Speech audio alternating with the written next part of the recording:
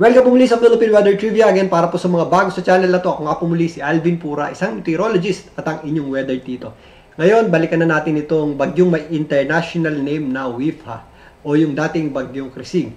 Ito po ay lumakas pa nga at naging severe tropical storm pero nasa labas na po ito ng ating Philippine Area of Responsibility. Yan po ay lumabas kaninang alas 10 ng umaga. Ayon sa Pag-asa, ito po ay may taglay na lakas ng hangin na umabot sa 100 km per hour malapit sa kanyang gitna at kung minsan may mga pagbugsong umabot sa halos 125 km per hour. Patuloy po itong kumikilos pa west-northwestward, palayo sa ating bansa patungo dyan sa southern portion ng China at hindi na po natin nakikita yang babalik pa. Pero may iniwan po yan ha. Ito pong mga grupo ng kaulapan ay babantayan natin sa posibleng mabuong low pressure system dyan or sirkulasyon sa mga susunod na araw. Balikan natin yan mamaya. Pero ngayon, pag-usapan natin yung panglabas na kaulapan, itong dating bagyong Krising o yung bagyong may international name ng WIFA at yung ating habagat or southwest monsoon dahil yun po ang nagpapaulan sa malaking bahagi ng ating bansa. Kahit nakalabas na po, ito pong dating bagyong Krising. Ito pong bagyong Krising ay hindi na natin naasang mag-recurve pa. Tutungo na po yan dyan sa may area ng southern China. Pero yan po ay may possibility pang lumakas pa. Sa kasalukuyan, ito pong habagat or southwest monsoon ang nagpapaulan sa malaking bahagi ng ating bansa. Ayon sa pinakuling ulat ng Pag-asa, meron pa rin tayong inaasahang mga heavy at kung minsan intense rains.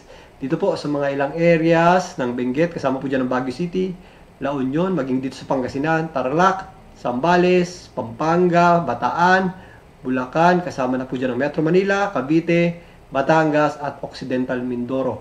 Mga moderate at kung minsan posibleng heavy rains naman ang ating aasahan. Diyan po sa Ilocos Sur, kasama na po dyan ang areas ng Laguna at Rizal, maging dito sa Oriental Mindoro at malaking bahagi ng Palawan, kasama na po dyan ang Romblon. Ito pong Western Visayas, na kung saan kasama po dyan ang Antique, maging dito sa may area ng Guimaras at Iloilo.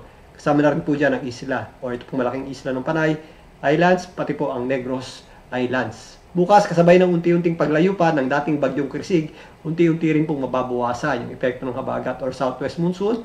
Meron na lamang tayo mga posibleng heavy hanggang intense rains sa mga areas ng Zambales at Bataan, kasama po dyan ang Occidental Mindoro. Light to moderate at kung minsan heavy rains naman ang ating aasahan dito po sa mga areas ng Pangasinan, Tarlac, kasama po dyan ang Pampanga, Bulacan, Metro Manila, may mga pagulan pa rin tayo bukas, kasama po dyan ang Cavite at Batangas, maging dito sa Oriental Mindoro, kasama na rin po dyan ang Romblon at ilang bahagi ng Western Visayas. Again, gaya ng binanggit natin noong nakaraang araw, bahagyang hihina po ang epekto ng habagat ngayong darating na linggo nga hanggang Lunes. Pero again, meron po tayong binabantayan posibleng mabuong sirkulasyon sa itaas na bahagi ng ating bansa na kung saan yan naman po ang magpapalakas ng habagat sa mga susunod na araw next week. At kung mapapansin nyo nga dito sa ating computer model, significantly mababawasan ang epekto ng habagat or southwest monsoon ngayong pagpasok ng linggo. Pero meron pa rin po tayong mga scattered o kalat-kalat na pagulan dito po sa mga areas ng Benguet, kasama po dyan ng Baguio City, La Union at Pangasinan.